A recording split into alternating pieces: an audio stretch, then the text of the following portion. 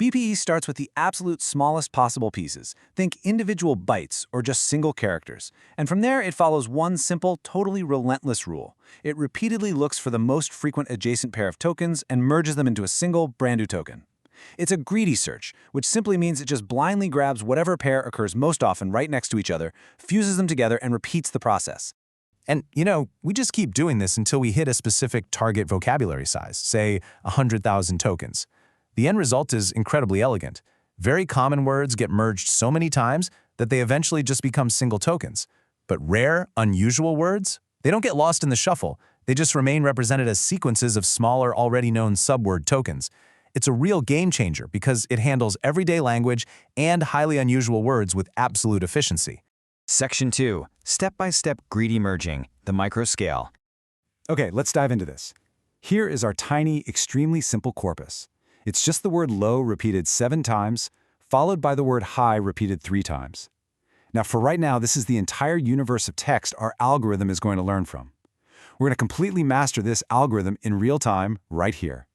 Let's literally watch how this builds through exact sequential steps. So in step 0, we initialize by treating every single character as its own isolated token. LOW space HIG. That is 7 unique tokens. Now, moving to step 1, the machine scans our text and sees that the adjacent pair, L and O, appears 14 times. That's our most frequent pair. So it aggressively merges them into a brand new token, low. In step 2, it scans again.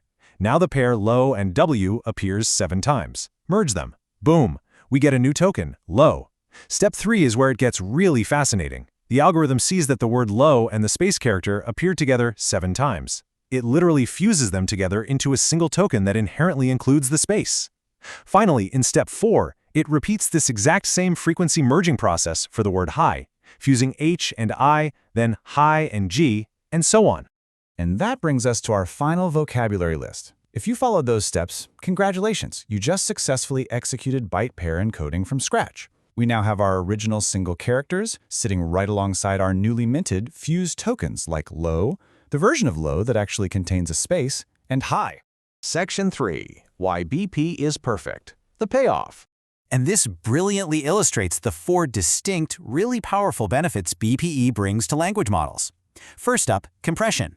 Because common strings become just one token, the overall sequences the AI has to read end up being much shorter.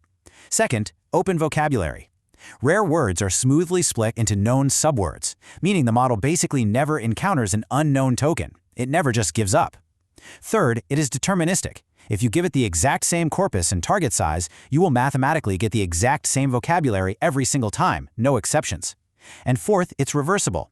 You can always perfectly decode the resulting token IDs all the way back to the original string of text. Section 4. GPT-4 and real-world BPE, scaling up.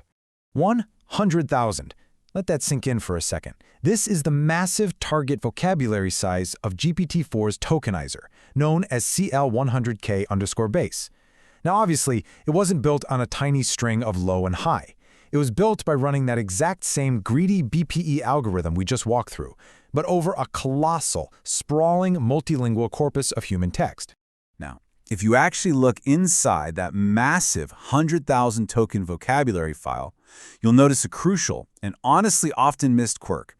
The word the with a space in front of it is an entirely different token to the AI than the word the without a space. I mean, spaces are treated as literal parts of the tokens. To the machine, space THE is physically completely distinct from just THE, purely because they occurred at different frequencies during that greedy merging process. Section 5. Key takeaways for engineers. So, the crucial point is, what are the practical engineering realities here? Well, first, BPE is remarkably simple. You could honestly code a basic version of it in an afternoon. Second, the tokenizer is completely independent of the LLM's neural network weights. You can theoretically swap tokenizers around, though a quick heads up. Doing so will break the model, since it won't understand the new inputs. Third, there is a fundamental engineering trade-off we have to make. Larger vocabularies mean you get shorter token sequences, which leads to much faster inference speeds. But on the flip side, it requires way more embedding parameters, which inherently takes up more memory. Ultimately, deeply understanding BPE allows developers to perfectly predict exactly how any given string of text will be sliced up by the machine.